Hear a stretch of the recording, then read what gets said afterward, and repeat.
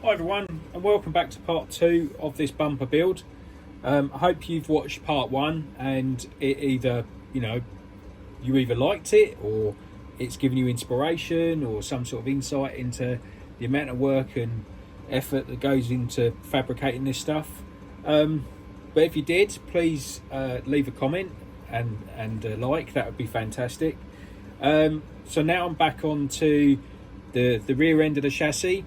Thank God this is going to be a hell of a lot easier. So the customers asked for a simple bar to go across the rear just to protect the back of the body when going over the rocks.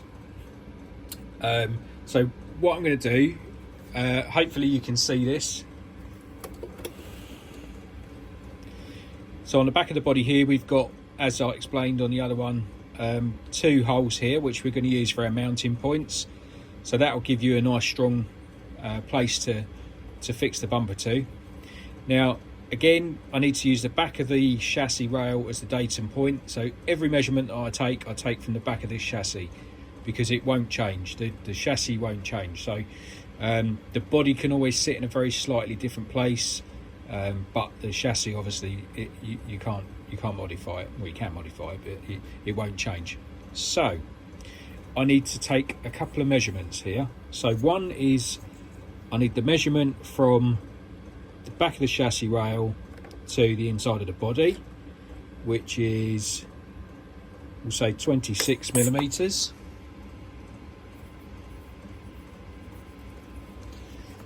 And I'm going to need the difference in height between the bottom of the body here and the bottom of the chassis rail. So what I'll do, I'll get another rule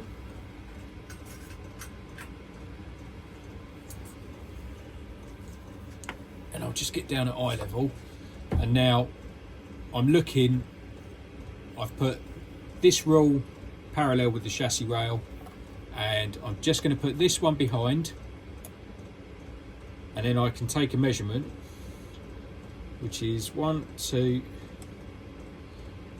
3.5 millimeters. So we'll say 4 to be safe. So there we go. So hopefully my drawing makes sense. Excuse the flickering, that's the LED lights. So from the back of the chassis rail to the front of the body is 26 mil, and the difference in height from the bottom lip of the body shell to the bottom of the chassis rail is 4 mil. Now every measurement that I take from now on will be easier because I've got those 2 measurements. So what I'll do now is I'll measure the distance between the back of the chassis rail and the 2 holes and the height of the chassis rail. Right, taking those measurements, so the top to bottom of the chassis rail is 9.2 millimeters, and the distance between the centres of the holes is 10.5 millimeters. So from those measurements I can work out everything that I need to work out, and I'll obviously, like before, I'll use the DRO on the milling machine to mark it all out. I will need to make a stepped bracket because the chassis rail, the body's sitting lower than the chassis rail. But one advantage I've got is because I make quite a few of these for these trucks, I've got a former here that's the width of the back of the chassis, and it's got holes in it that I can use once I've made the brackets. I can attach them onto here, and then when I weld the bars on, I can get them nice and square. Okay, so I've cut 2 bits of material and I've put them in a milling machine. So I'm just going to tidy up the end so that we've got a nice flat datum point to work from. And as I've said before, the datums I use are the back edge of the vise because that doesn't move, and this edge once I've cleaned it up. Right, so we're going to find our edges now so that we can put them into the digital readout, which I explained in the first video. But one little tool I want to show you, which is pretty cool, is this, which is called a waggler. Now the reason I have this is so that I can find the edge of material, and if you look closely, can you see that this is not actually connected, but inside here there's a sprung loaded chain, Sometimes they're magnetic, and what happens is when I put the milling machine on, if you see it rotates, but it rotates away from centre, so effectively it's wiggling, which is why it's called a wiggler or a waggler. And then what happens is if I bring the x-axis towards me, so that is coming towards you, the camera, what will happen is it will eventually rub up against the edge of the material right up to the point when it stops. It will stop wiggling. So there, it stopped wiggling. And then what we do is we just keep going a little bit more.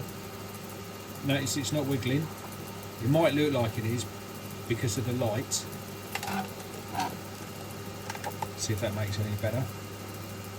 If I just go a little bit more, can you see how it kicks off the centre? And what that tells me is that is exactly 5mm from the edge of the material because of the diameter of this.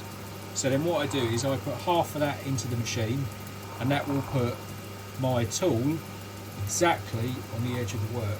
And I do that on this axis and also on the y-axis, which is in and out, against the back edge of the vise, and then I know exactly where I am. So all of the measurements that I take from there, I know that the holes that I drill will be bang on.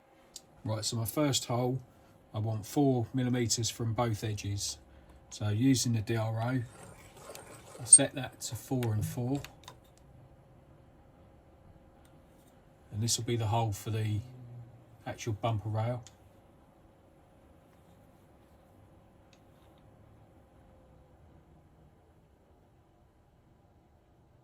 There we go. I'll lock that in, and then I'll drill that first hole. So I've drilled my layout. I've got these two holes are at 10.5mm apart. They're 12.6 higher than this hole, which is 4mm from both edges. Now what I need to do is swap the drill out for an end mill, 6mm end mill, and then I'll plunge the hole, which is for putting the bar through for the bumper. And the reason I use an end mill is because it's much more accurate than a drill bit.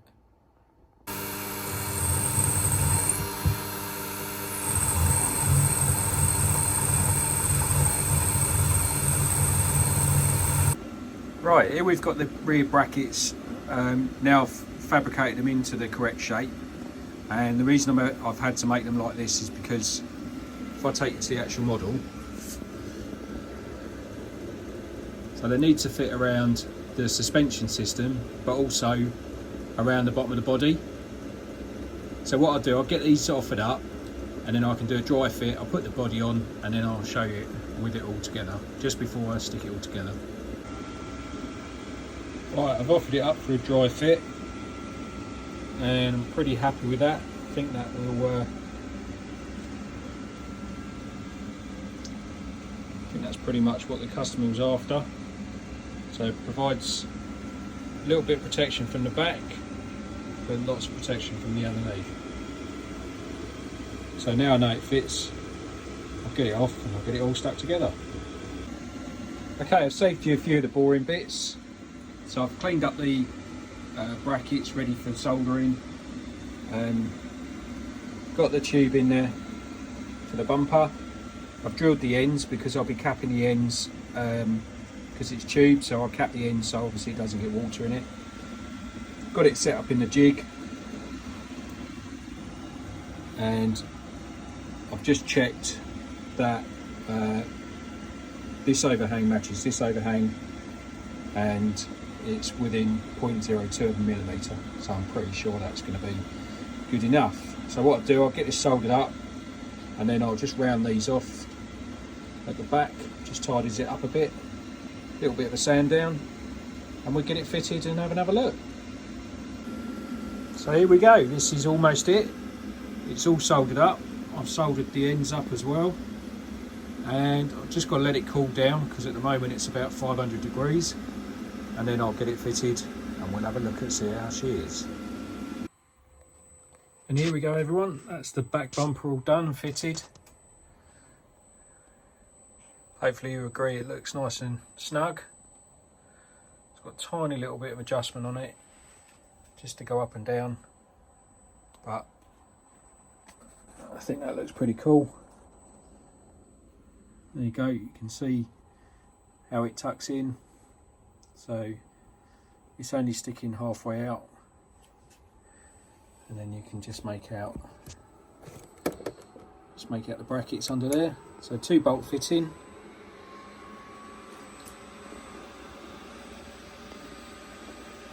There we go, it's all done. Here we go, this is the finished article. So front and rear bumpers both done. Got one other little job to do on it, but it's not a very exciting one, so I'm not going to show you that. But hopefully you agree, that's a nice set of bumpers, custom, fitted to the chassis, so it's going to protect this model. It's a stunning colour. It's absolutely lovely in the light, and hopefully the customer's going to be pleased. So thanks for watching. I hope you've watched part 1. Please leave a comment and don't forget to like and subscribe.